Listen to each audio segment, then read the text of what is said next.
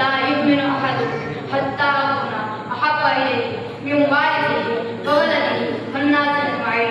सरकार का मुसलमान अजमाइन की मुकम्मल तफसीर थी। जंग उहद में मुस्तफा भाई शोहर सब शरीक है। हक व बातिल की लड़ाई हो रही है। ईमान और कुफ्र का मुकाबला हो रहा है। जहन्नमियों और जन्नतियों के दरमियान जंग हो रही है।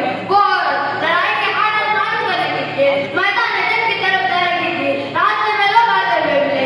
उस औरत ने पूछा, ऐ लोगों बताओ मेरे बाप का कैसे है? ऐ खातून तेरा बाप शहीद हो गया।